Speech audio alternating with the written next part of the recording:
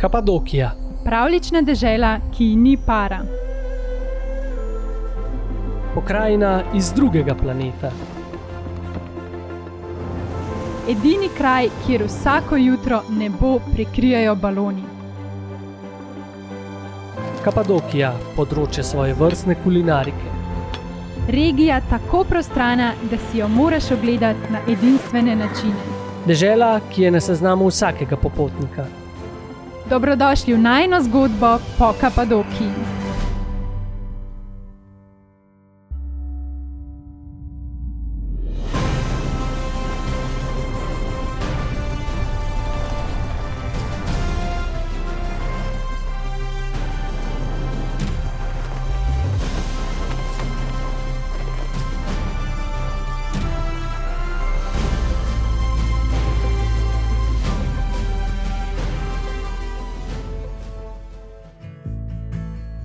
Hejho, Ponč pa Sonč tukaj.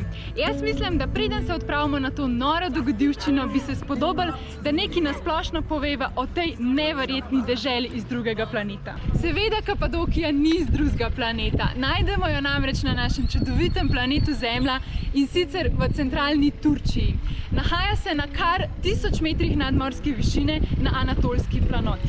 Ko nekdo omeni besedo Kapadokija, seveda najprej pomislimo na vse te prečudovite strukture, stožce, ki res delajo to pokrajino tako tipično. In poraja se vprašanje, kako hudiče je to vse sploh nastalo. Prva stvar, ki jo moramo vedeti, je, da je tukaj na tem mestu 40 milijonov let nazaj stalo Slano jezero. Druga stvar, ki jo moramo vedeti, da sta dva okoliška vulkana milijone in milijone let bruhala lavo in pepel v zrak, ki se je počasi ulegla na vso to pokrajino.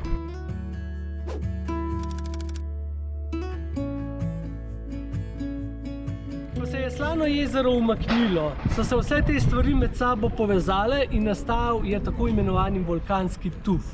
Skozi stoletja je potem voda rezala to mehko lavnato podlago in ustvarila to pravljično podobo. Seveda pa je kdaj naletela na tudi malo trši oreh, kakor so recimo trši kosi lave.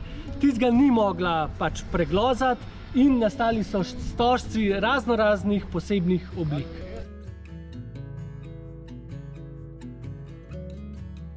V Kapadokijo sva prišla dokaj pozno, saj sva si predtem ogledala podzemno mesto Derinkuju, ki geografsko tudi že spada v regijo Kapadokije.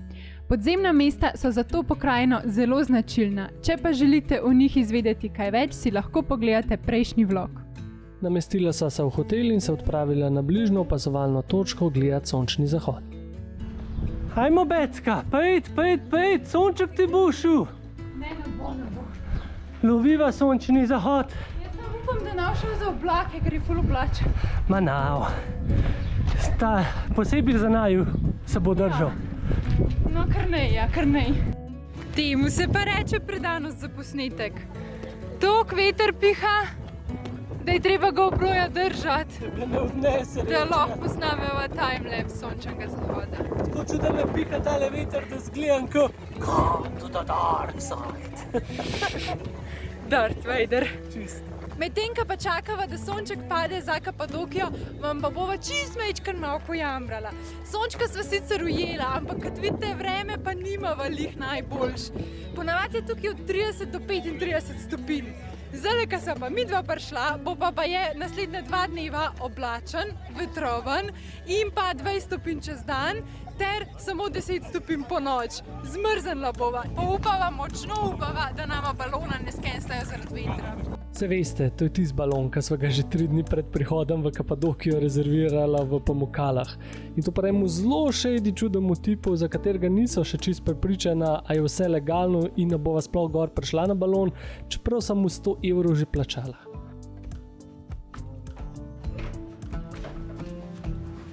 Wow. Videla bo v čisto pravi jami spala. Tako dober. Receptor nama je povedal, da je tale soba tukaj že 500 do 600 let, sama soba. Medtem ko tale jama, v kateri se zdaj nahajava, je pa že več kot 2000. Glede na to, da se nahajava v tele pravlični deželi, sva si zaželela, da tudi avtentično spiva, se pravi v tele luškani jami, tako kot so živeli pred mnogimi leti. In ta želja se nam je tudi uresničila. Sicer ja, to prenočišče ni lih najcenejše, ampak za tole svoje vrstno izkušnjo se splača pač odšteti malo več. Dovolite mi, da obrazložim. Prve hiše so si prebivalci tu izkopali kar v vulkanski tuf. Najlažje so to naredili kar v stožce, ki so v bistvu že imele podobo same hiše.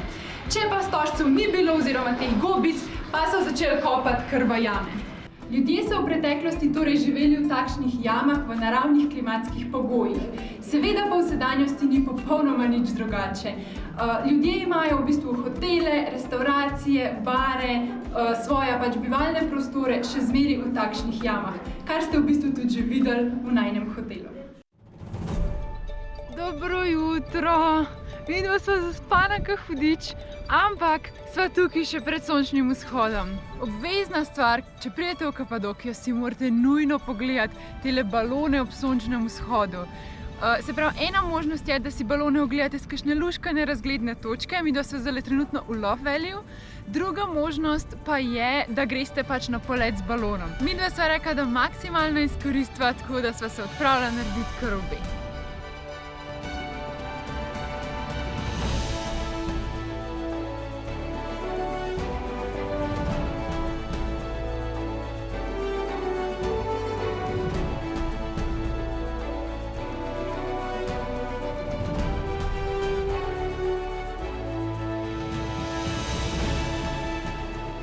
Ponč, tole je bilo pa noro, že iz tal je neverjetno za videti. Kaj bo šele jutri, ko greva dejansko na balon? Joj, ko mi čakam! Tudi jaz, to ful dober. Midva imava pa zajtrk pred zajtrkom s pogledom na dolino ljubezni. Fora je, da vstala sva ob 4, zdajle je že 7 in sva že kar pošteno lačna. Moramo pojesti, pa imava pa ob 9 zajtrk v hotelu. Cindy MacGyver, evo. Sva kupila tale kolača, ne, pa nimava noža. Pa si kar z temlele, z kavo mešati pomalo. Palčko, ja. Pa dejansko deluje.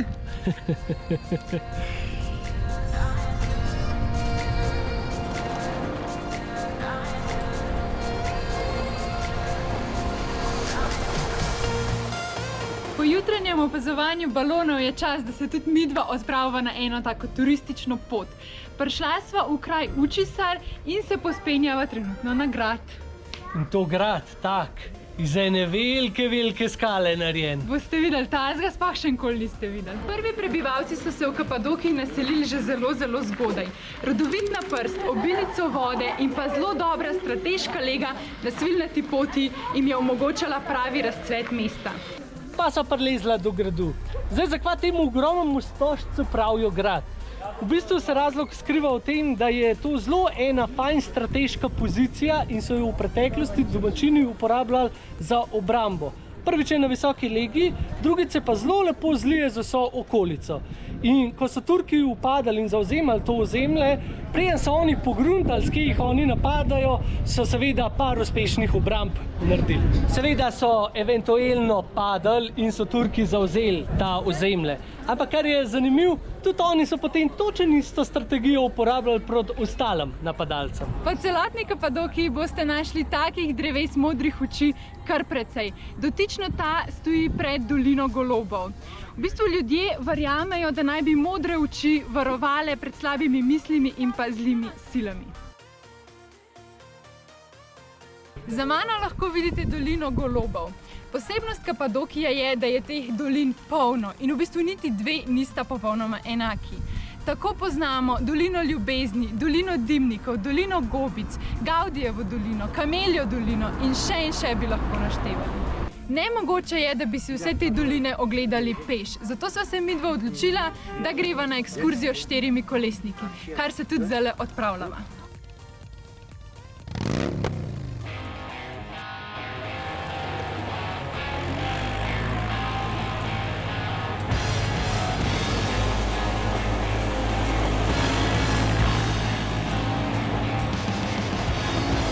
Ona je na kvadih!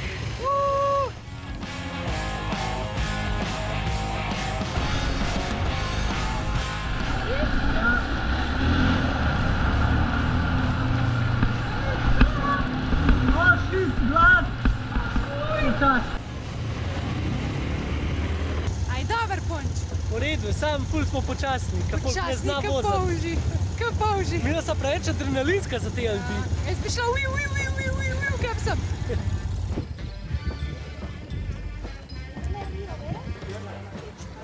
Prišli smo do doline ljubezni in zdaj točno veva, zakaj se tako imenuje. Polhen lulčkov! Aleks, gremo! Aleks, gremo! Aleks, no! Daj nehi že gledati te lulčke, pa prid, gremo! Lepi so. Bumbar!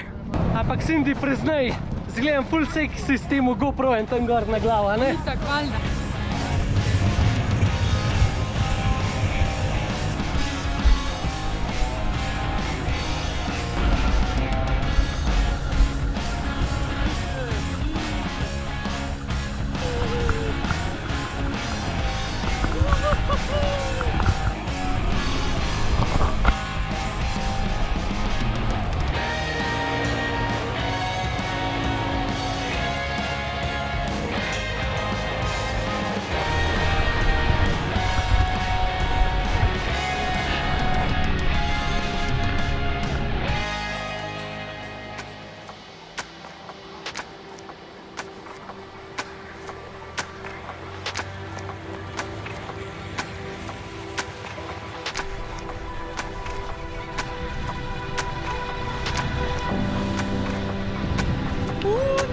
Tukaj je pa cel zbor štirikolesnikov, ne vem, če sem jih že kdaj toliko videla na kupu. Mislim, da so prišla na žegan pred prvo vožnjo sezone za štirikolesnike.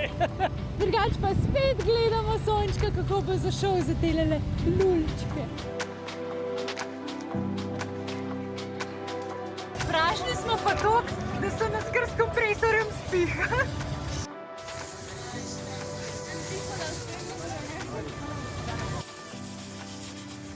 Vožnja z ATV je prišla k koncu.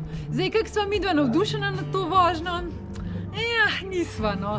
Pač bili smo res ful dolga kolona, ful veliko nas je bilo. Vozili smo en za drugim, nisi smel niti skreniti iz kolonce, pač da bi šel malo po svoje boh na dej. In pa še folk ne upošteva pravil, skozi smo se ustavljali, skozi so jih kregali, skozi smo čakali. In v bistvu tudi, ko smo prišli na te destinacije, na te lepe razgledne točke, si imel 5 minut, da si poslikal in gremo hitro zdaj naprej. Tako, ja no, ni neki pretirano fajn. Tako da, če bi imela možnost, bi šla rajš ali privatno turo, ali pa da ga sama rentava, pa se pač sama mečkano okoli pojava. Te dveh opcij niti niso raziskvala, je pa mogoče nekaj, kar dajte vzeti na znanje, če boste tukaj. Joj, tle toliko piha, so rekla, da se ga bo najprej malo pogreti s turškim čajem, ker je res toliko mrzka. Ampak so pa v eni ful fajn restauraciji in sicer sva šla probat lokalno vino. Vina sploh še nisem pila, odkar so tukaj, pa imajo baje ful dobrega. Je pa tale prav iz Kapadokije. Druga stvar, zaradi katere so pa sem prišla, so pa turški ravioli, ker je pa spet ena avtentična, pa specialna jed za Kapadokijo. In je prav zanima, kakšni so te turški ravioli. Zdaj so tle pri sosednji mizi naročili pivo, pa so se še nekaj spomnila. Neverjeten je, da ljudje, ki v bistvu načeloma zaradi vere ne pijejo alkohola, dajo pri vsakemu pivu zraven ohlajen kozarc ven iz hladilnika. Pač to še v Sloveniji ne dobiš posod. Tako pozitivno presenečenje. Ja, ful dober, nor. Poglej, kaj imava. Po mojem pa dober. Turški ravioli. Je nič? Dobar tek? Tile ravioli so sicer čist drugačni, kot smo mi vajeni iz Italije. Ful so manjši, pa je tako čist drugačnega okusa. Ampak so pa ful dobri. Zanimivo je pa tudi to, da tako mes dobiš kar malo na vrh nametan, kot en kebab. Ja.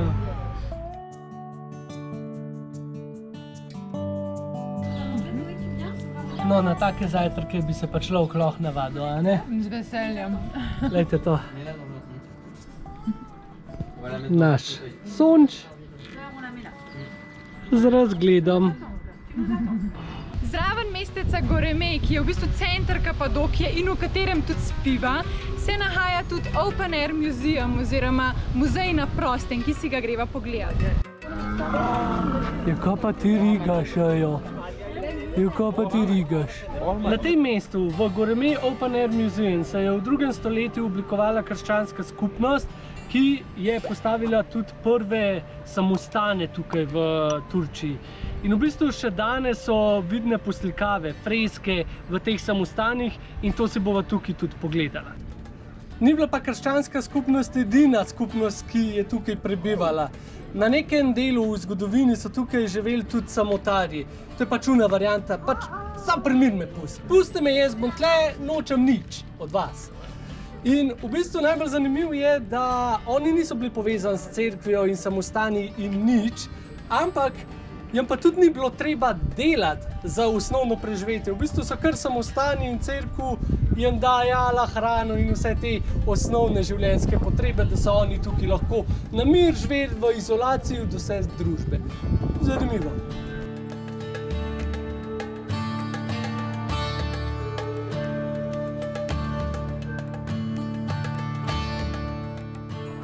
Smrdi tle noter v tej baziliki. Ja, valjda, če so pa mrtvi ljudje tle pokopani. Prej sem rekla, da je bila tle ena taka manjša krščanska skupnost. Samo res mislim, da je to manjša krščanska skupnost. Ne, da je to že ta 6., 7. cerkev, samostan, bazilika, se niti ne vem več, v roku 200 metrov. Pač čisto noro. Sej iznajdljivi so pa kar bili. Že zanč v podzemnem mestu sva marsikaj videla, ampak tukaj je pa še vse ful bolj ohranjeno. Tukaj je bila kuhna in pa shramba, potem pa je miza, ki je lahko sprejela od 40 do 50 ljudi. V glavnem takole lepo ne bi to izgledal. To je Dark Church. Reminder, da moram jaz to z YouTubea nekaj najti. Ja, takole naj bi tole izgledalo, ampak vseeno mislim, da vas morava na nekaj opozoriti. Posnetki z njihove uradne strani so izredno lepi, ker so snemali pod pravo svetlobo, da pride do izraza ta temno-modra barva. Drug posnetek, ki sva ga našla na YouTubu, verjetno prikazuje bolj realno sliko, kako naj bi vi kot turist to videli. Ampak zagotovo pa ne moreva nič reči. Ready? Ready? Okay. Start for this. Teşekkür.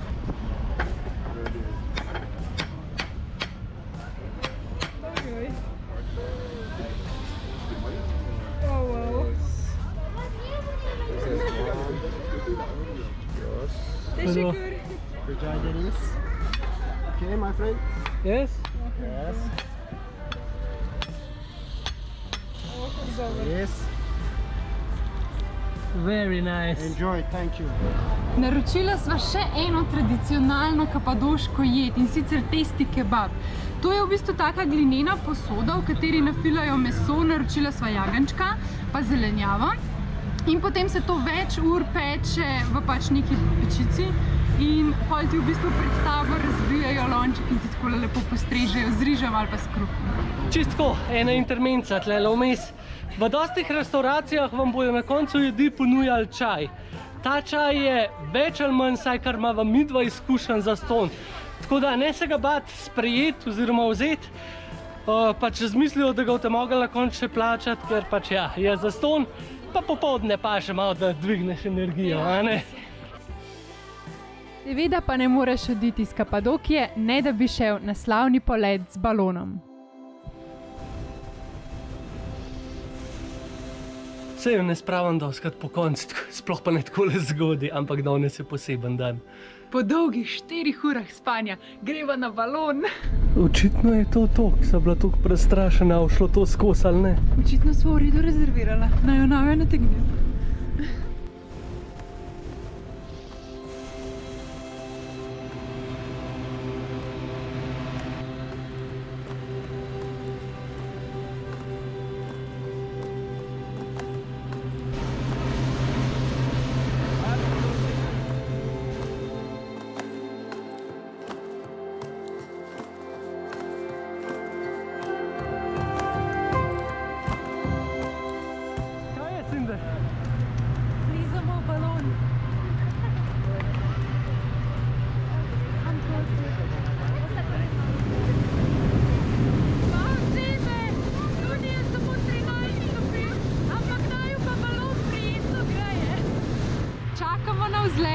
Noro je pač toliko lepo, koliko se poroča tukaj, fotke delajo. Bolano. We have a lift off!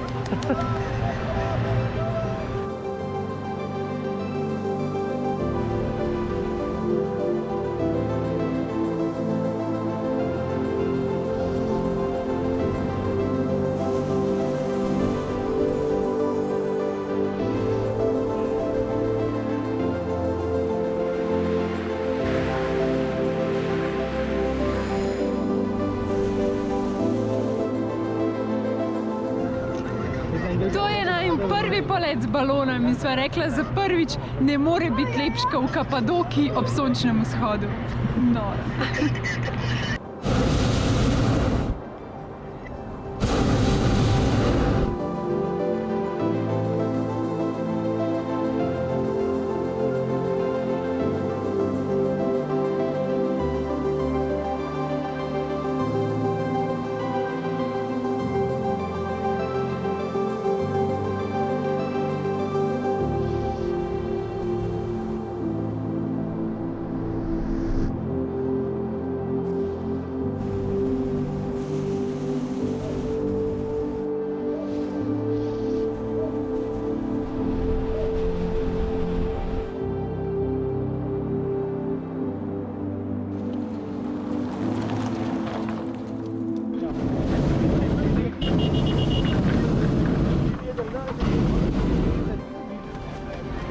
Ne more ga ujeti.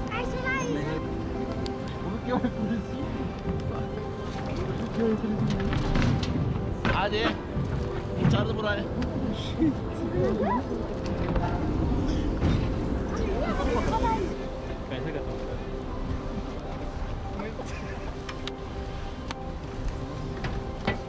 Je bilo?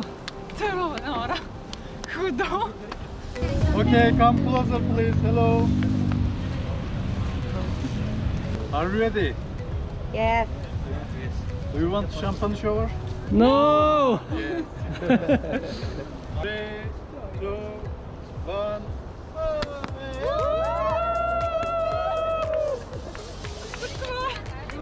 Srečno smo pristali, evo zdaj pa ob 7 zjutraj na čist prazen želodec. Malo šampančka. Činkolo, Činkolo, binkolo. Tole je pa čisto eno svojevrstno, edinstveno doživetje. Sigurno se vam splača zamenjati perspektivo in občudovati to neverjetno pokrajino še iz ptičje perspektive. Je pa to doživetje kar dosti drago. V hotelu so nama rekli, da je neka normalna cena od 120 do 150 evrov.